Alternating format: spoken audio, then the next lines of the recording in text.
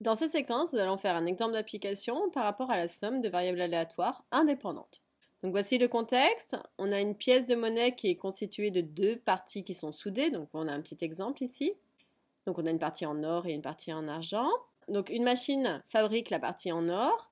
Donc en fait, elle va suivre une variable aléatoire qui va être normale. Et on a deux paramètres, M1 et sigma 1, l'espérance et l'écart type. Et ensuite, la machine fabrique la partie en argent qui, elle, suit une loi normale également avec deux autres paramètres. Autre chose, on admet que les variables aléatoires sont indépendantes. Ça, c'est certainement quelque chose qui va être très très importante. Donc nous allons avoir deux éléments que nous allons observer. La pièce sera déclarée conforme en épaisseur. Donc si et seulement si son épaisseur sera comprise entre 4,8 et 5,2. Et ensuite, le réglage des machines sera déclaré correct si et seulement si une pièce fabriquée a une probabilité d'être conforme d'au moins 95%. Et donc on pose Z comme étant la somme des deux, c'est-à-dire l'épaisseur totale, ce qui est très logique. Première question, on aimerait justifier la loi suivie par grand Z. Donc faites une pause sur la vidéo, essayez de chercher tout seul et venez voir si vous avez juste. Donc comme grand Z, c'est la somme x plus y, ça nous rappelle bien notre théorème de somme des variables aléatoires.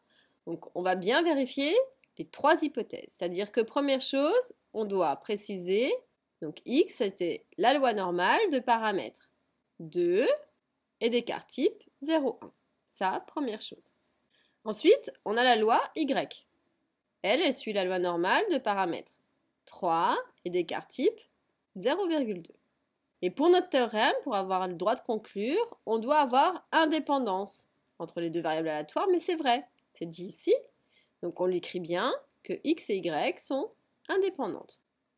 Donc dans ces cas-là, ça veut dire que z va suivre une loi normale, donc n m sigma, et on avait vu que dans ces cas-là, le m, ça résultait de la somme des deux espérances. Donc pour la première, c'était 2, et pour l'autre, c'est 3. Et ensuite, au niveau de l'écart type, c'est là où il faut faire très attention, c'est racine de sigma 1 au carré, c'est-à-dire 0,1 au carré, plus sigma 2 au carré. Et là, on fait très attention avec sa calculatrice, on met bien les parenthèses là où il faut. Donc, comme on voulait un résultat approché à 10-3, ici, on va trouver à peu près 0,224. Ici, j'ai pas fini, mais bon, pour le premier M, ça va faire 5. Conclusion, donc on a Z qui va suivre la loi normale de paramètres.